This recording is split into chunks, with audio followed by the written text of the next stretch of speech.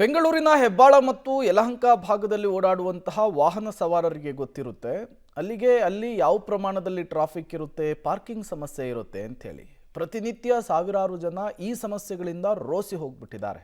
ಈ ಬೆನ್ನಲ್ಲೇ GBA ಅಂದರೆ ಗ್ರೇಟರ್ ಬೆಂಗಳೂರು ಅಥಾರಿಟಿ ಈ ಟ್ರಾಫಿಕ್ಕು ಮತ್ತು ಪಾರ್ಕಿಂಗ್ ಸಮಸ್ಯೆಗೆ ಮುಕ್ತಿ ಹಾಡಬೇಕು ಅನ್ನುವಂತಹ ನಿಟ್ಟಿನಲ್ಲಿ ಒಂದು ಹೊಸ ಪ್ಲಾನ್ ಅನ್ನು ಜಾರಿಗೆ ತರೋದಕ್ಕೆ ಮುಂದಾಗಿದೆಯಂತೆ.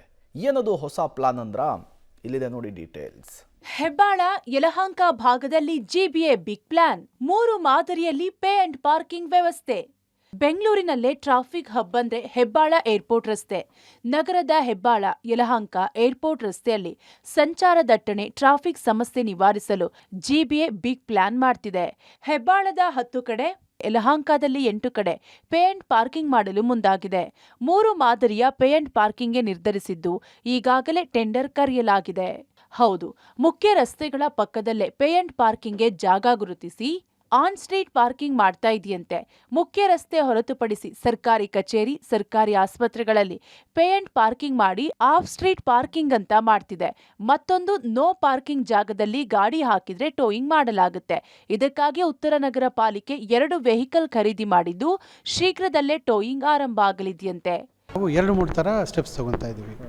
ಒಂದು ಆನ್ ಸ್ಟ್ರೀಟ್ ಪಾರ್ಕಿಂಗ್, ಇನ್ನೊಂದು ಆಫ್ ಸ್ಟ್ರೀಟ್ ಪಾರ್ಕಿಂಗ್ ಅಂದರೆ ನಮ್ಮ ಜಾಗ ಇದ್ದಲ್ಲಿ, ಮೂರನೇದು ಟೋಯಿಂಗ್ ಮಾಡೋದು ಕೂಡ. ಈ 3 ನಾವು ಜೋಡಿಸಿ ನಾವು ಮಾಡ್ತಾಯಿದ್ದೀವಿ. ನಾವು ನಾರ್ತ್ ಸಿಟಿ ಕಾರ್ಪೊರೇಷನ್ ವತಿಯಿಂದ ಯಲಹಂಕದಲ್ಲಿ 5 ರೋಡ್ಗಳು, ಹೆಬ್ಬಾಳದಲ್ಲಿ 3 ರೋಡ್ಸನ್ನು on street parking, paid parking ಅಂತ ನಾವು ಪರಿಗಣಿಸಿ ಟೆಂಡರ್ ಈಗಾಗಲೇ ಕರೆಯಲಾಗಿದೆ. ಈಗ ಟೆಂಡರ್ ಪ್ರಾಸೆಸ್ನಲ್ಲಿದೆ. ಉತ್ತರ ನಗರ ಪಾಲಿಕೆಯಿಂದ ಟೋಯಿಂಗ್ಗೆ ಪ್ಲಾನ್. ನೋ ಪಾರ್ಕಿಂಗ್ನಲ್ಲಿ ವಾಹನ ನಿಲ್ಲಿಸಿದ್ರೆ ದುಬಾರಿ ಫೈನ್.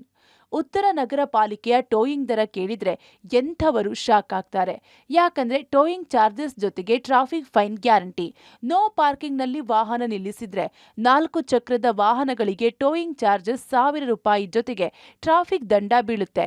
ಅದೇ ರೀತಿ ದ್ವಿಚಕ್ರ ವಾಹನಗಳಿಗೆ ಟೋಯಿಂಗ್ ಚಾರ್ಜಸ್ 500 ರೂಪಾಯಿ ಜೊತೆಗೆ ಪ್ರತ್ಯೇಕ ಟ್ರಾಫಿಕ್ ಫೈನ್ ಕಟ್ಟಬೇಕಾಗುತ್ತೆ. ನಾವು ಸಾರ್ವಜನಿಕರಿಗೆ ಆಗುವ ಅಡಚಣೆ ನೋಡಬೇಕು, ತೊಂದರೆ ನೋಡಬೇಕು. ಇದು ನಾವು ಎಲ್ಲರ ಮೇಲೆ ಹಾಕೋದಿಲ್ಲ, ತಪ್ಪು ಮಾಡೋರ ಮೇಲೆ ಮಾಡ್ತಾ ಇದ್ದೀವಿ. ಹಾಗಾಗಿ ಎಲ್ಲರಿಂದ ಸಹಕಾರ ಕೇಳ್ತಾ ಇದ್ದೀವಿ. ಆದರೆ ನಮ್ಮಲ್ಲಿ ಸುಮಾರು ಕಡೆ ಪಾರ್ಕಿಂಗ್ ಸಮಸ್ಯೆ ಹೇಳ್ತಾನೆ ಇದ್ದಾರೆ.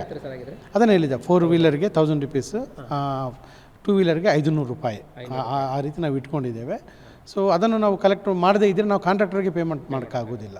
ಒಟ್ಟಾರೆ ಹೆಬ್ಬಾಳ ಯಲಹಂಕ ಭಾಗದಲ್ಲಿ ಶೀಘ್ರದಲ್ಲೇ ಪೇ ಅಂಡ್ ಪಾರ್ಕಿಂಗ್ ಸ್ಪಾಟ್ ಗುರುತು ಆಗಲಿದೆ. ಟೋಯಿಂಗ್ ಕೂಡ ಆರಂಭ ಆಗ್ತಿದ್ದು ವಾಹನ ಸವಾರರು ನೋ ಪಾರ್ಕಿಂಗ್ ಜಾಗದಲ್ಲಿ ವಾಹನ ನಿಲ್ಲಿಸೋ ಮುನ್ನ ಹುಷಾರಾಗಿರಬೇಕಷ್ಟೇ. Lokesh Kodagadala, public TV, Bengaluru.